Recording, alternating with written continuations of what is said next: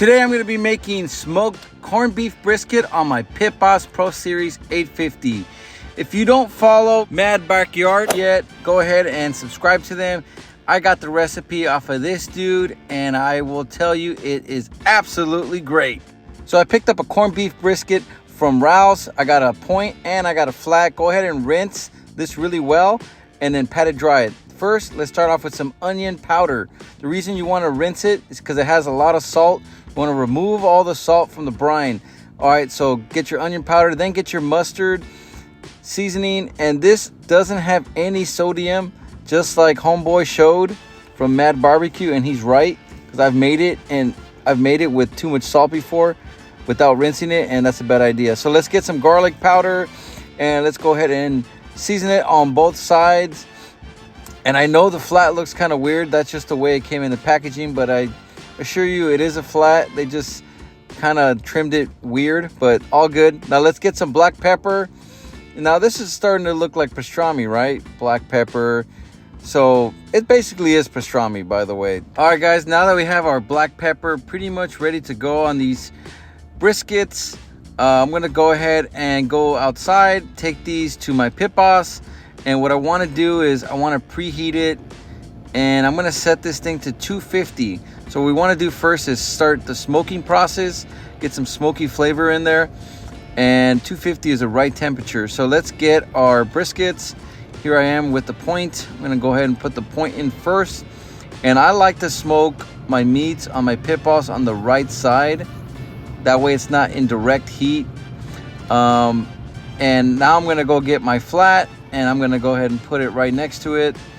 And we want to smoke this uncovered for about 2-3 hours, and the temperature is at 250.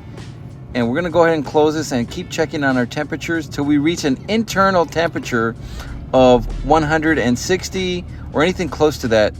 So right now the briskets are chilling in the smoker, and I'm going to go ahead and give this thing a little look, see here, and yeah, it still needs quite a bit of time. So let's go ahead and probe it, because we don't want to be guessing with this. We want to make sure we have the right temperature. And as I said, our finished cook time will be anywhere from 198 to 203 internal temperature.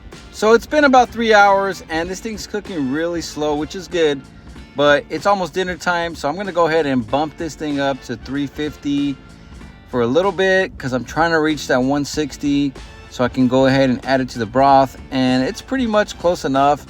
157, it'll do. So in that pot is just water, little beef broth, and coriander, and some seasoning. Now this is what the briskets will be braised in. All right, and I used a low sodium beef broth tablet.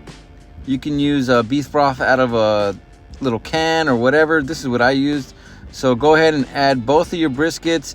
You don't need to preheat it or anything like that. The water, it's good how it is.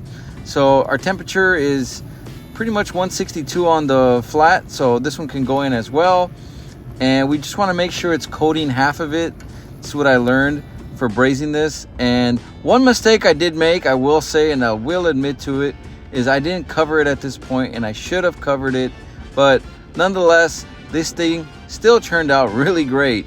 I can just imagine if I would have covered it. I was doing multiple things today. I was doing a knife review, and I was doing all sorts of stuff with the kids, so my bad. But it still turned out great. So let's go ahead and keep checking on this temperature. We want to cook this thing all the way up to 198 to 203. Oh, I also made some chicken lollipops while I was there, so that was pretty fun, and they turned out great too. So let's go ahead and check this temperature now. This thing's starting to cook a lot more now. The water's quite not warm yet, but it's getting there. And we're going to check and see where we're at. So this pot is a Dutch oven, and I did have the lid for it, which I did forget to put on there, which is all right. So let's go ahead and see where we're at. Right now we're going to probe the flat and see where we're at. So let's check this temperature out at 198. Okay, well, we're pretty much close, but we're not quite where we want to be yet. I want to pull this one at 203. There we go. So few minutes later, this thing got to 203. So I'm gonna go ahead and pull it off. And I'm gonna go ahead, put it on my cutting board and let it rest for a little while. And then we're gonna start carving this flat. All right, this thing smelled so delicious. All right, so now that it's rested for a little while, I'm gonna go ahead and pull out my Kyoku knife. And this is just a steak knife. I have other knives and I have a full review. Go ahead and click on this little tab on the top, which is Kyoku knives, and you guys can check out that full review. But for now, let's start slicing into this meat. This brisket is looking quite delicious. It's nice and pink, just like a corned beef should. All right, and it's smoky. It is juicy, and I know that comparing to a regular beef brisket, it's not as juicy, but it's still pretty close. It has enough juice for what we were trying to do. This is more like a roast, if you ask me. It's not really pull apart shredding in some areas, so there's still a little juice in there. It honestly was great. We're gonna go ahead and try the flat of this brisket. Damn. I have mine. Do you like that? Yeah. Dude, that's juicy. Look at that juice. Next, we're gonna try the point, which is the even fattier side, even better side. Using Kyoku knives today, I do have a full review. Be very careful with these knives. I already cut my thumb. You put some lemon pepper? Yeah. Try it. Is it good? Yeah. As you can see, we're both very satisfied how this corned beef brisket turned out. I'm gonna go ahead and slice the rest of this and put it to the side. And now I'm gonna go ahead and get my point, and let's pull this thing off the smoker. So this thing is all braised up. It's getting that nice color. It had a very great bark because I didn't cover it, and it still remained pretty juicy. So like I said, I'm very happy with it. I know the only thing I would change with this video and this recipe would be to cover it for a little bit longer. So let's go ahead and slice into this point.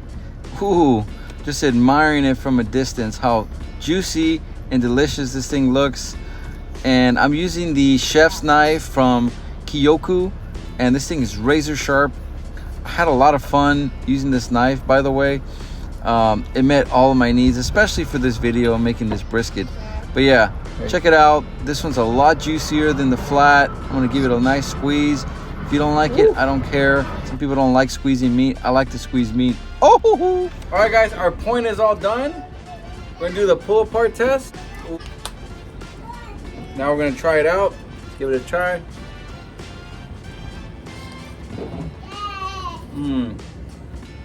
That's good. Cooking and chicken, Daddy? Oh. We're gonna try a pull apart.